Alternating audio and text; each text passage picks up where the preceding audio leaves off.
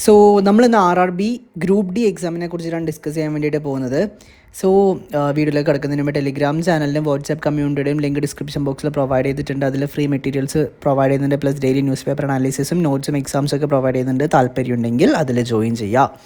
ഇനി RRB group D exams എങ്ങനെയാണ് group D exam qualify ചെയ്യേണ്ടത്? ഇത് ബേസിക്കലി ഒരു 10th ലെവൽ എക്സാം ആണ്. And RRB group D has only one written exam. ഒറ്റ റിട്ടൺ എക്സാം മാത്രമേ ഉള്ളൂ.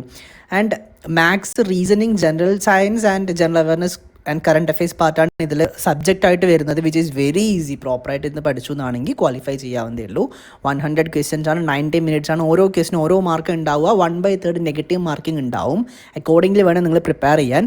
സിലബസ് എന്താ? What to study? Maths very important ആണ്. കാരണം മാത്സ് എന്തായാലും പഠിച്ചിരിക്കണം. പക്ഷേ അത് വളരെ ബേസിക് ലെവൽ മതി. ഒരു 10th ലെവൽ മാത്സ് മാത്രമേ പഠിക്കേണ്ടതായിട്ടുള്ളൂ. Because RRB group D exam is always 10th level exam ആണ്. Addition, subtraction, multiplication, division, LCM, HCM, percentage, profit and loss, ഇതിൻ്റെയൊക്കെ ഫ്രീ ക്ലാസ്സസ് അല്ലെങ്കിൽ ഇതിൻ്റെയൊക്കെ മെറ്റീരിയൽസ് നമ്മൾ വാട്സാപ്പ് കമ്മ്യൂണിറ്റി ടെലിഗ്രാമിൽ പ്രൊവൈഡ് ചെയ്യുന്നുണ്ട്. സോ ജോയിൻ ചെയ്തിരിക്കുക.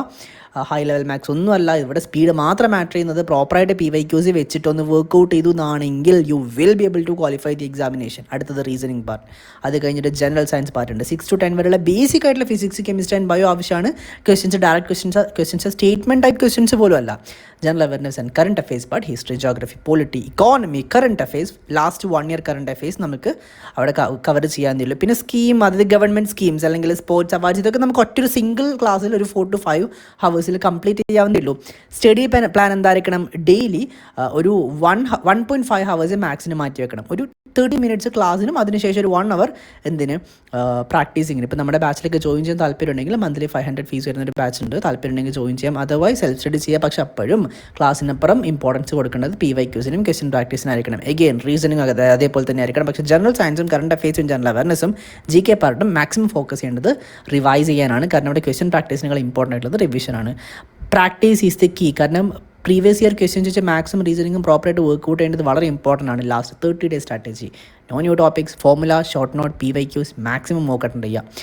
So physical test after CBT just ഒന്ന് വാക്ക് ചെയ്തുകൊണ്ട് അല്ലെങ്കിൽ സ്റ്റാർട്ട് ചെയ്യുക, ജോഗ് ചെയ്തുകൊണ്ട് സ്റ്റാർട്ട് ചെയ്യുക. ബേസിക് ഫിറ്റ്നസ് ജസ്റ്റ് ഒന്ന് ഇമ്പോർട്ടൻ്റ്, അത്ര മാത്രമേ ഇവിടെ മനസ്സിലാക്കേണ്ടതായിട്ടുള്ളൂ. And most important advice from my side is RRB group D is not a tough exam.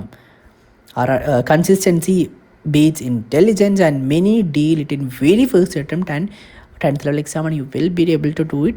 പക്ഷേ പ്രോപ്പറായിട്ട് സിസ്റ്റമാറ്റിക്കായിട്ട് പഠിച്ചു തുടങ്ങണം. സോ ജോയിൻ ചെയ്യാൻ മറക്കല്ലേ.